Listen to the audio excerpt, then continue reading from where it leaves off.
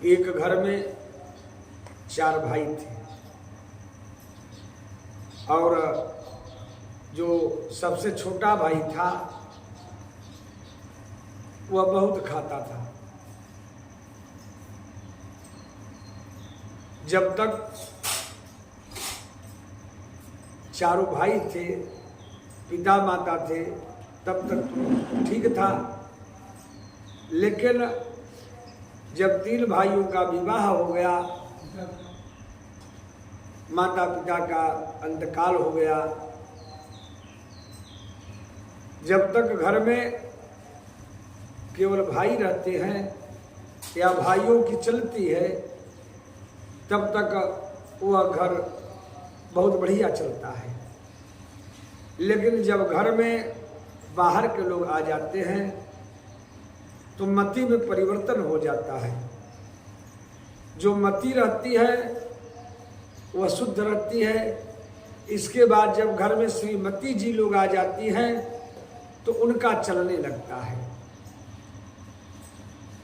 जो छोटा भाई था वह खाता बहुत था और कुछ करता नहीं था।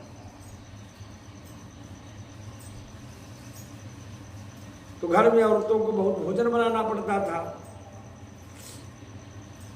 और सब औरतों ने विचार किया कि यह खाता बहुत है, करता कुछ भी नहीं है।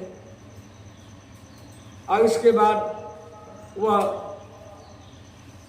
कानाफूसी होने लगी और सब लोगों ने अपने पतियों को एकदम भर दिया, यह कुछ करता नहीं है, केवल खाता है। भाइयों ने कहा भाई कुछ किया करो, केवल खाकर सोते हो, कुछ तो किया करो। भाई ने कहा कि देखिए हम कुछ करेंगे नहीं, खाएंगे। भाइयों ने कहा भाई ऐसे चलने वाला नहीं है, करो। उसने कहा जो चाहो सो करो, लेकिन हमको करना तो कुछ भी नहीं है। कुछ दिन चल रहा था, जब एक दिन ऐसा आया कि सब लोगों ने कहा कि निकल जाओ घर से। जब खाते हो इतना ज़्यादा करते कुछ नहीं है तो निकल जाओ। उसने कहा ठीक है मैं निकल जाता हूँ। निकल गया, घर से जाता है। जाते जाते कुछ दूर गया तो एक आश्रम दिखाई दिया। आश्रम देखा तो सोचा कि हाँ भगवान की पूजा होती होगी, चले देखते हैं।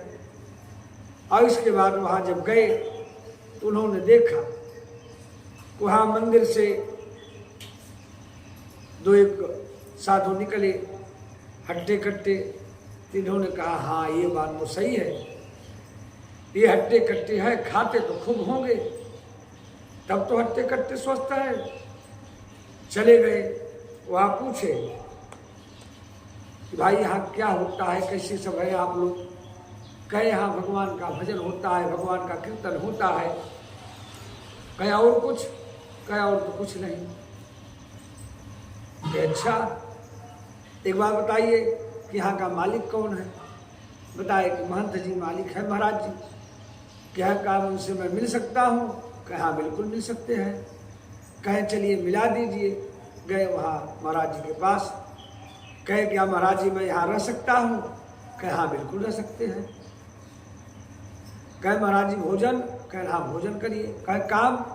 कहे काम कुछ नहीं, भगवान का नाम लीजिए, सीताराम सीताराम कहते रहिए। कहे अच्छा ठीक है, तो बहुत बढ़िया है। कहे महाराज कितनी पंगत बैठती है? कहे 5। कहे महाराज जी मैं 5 में भी बैठ सकता हूँ? कहे हाँ बैठ सकते हो, लेकिन कितना खाते हो? 5 में बैठोगे? कहे महाराज जी सब आपकी कृपा है। अच्छा ठीक है जाओ। चले गए। इसके बाद 5 पंगत में खाता था और बैठकर वह दिन भर राम राम राम राम सीताराम सीताराम जपता था। एक दिन सो के उठ के स्नान ध्यान किया, भगवान को दंडवत प्रणाम करके देखा, क्योंकि दंडवत करने के बाद वह डेली देखता था कि रसोई में आज क्या बन रहा है। वह जाकर देखा तो वहाँ न कुछ बन रहा है न वहाँ आगी जल रही, कुछ नहीं।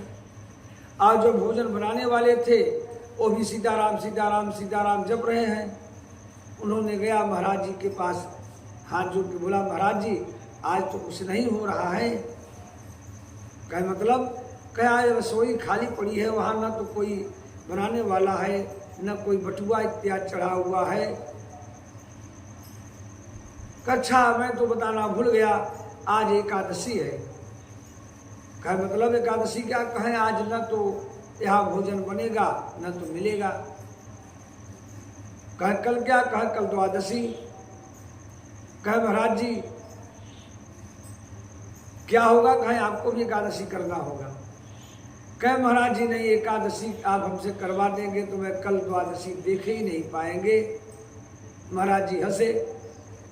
उन्होंने कहा कि अच्छा एक बात बताओ, मंदिर में तो बनेगा नहीं। कहे तब? कहे बना लेते हो? कहे हाँ महाराज जी, मरता क्या न करता, वो तो बना ही लेंगे।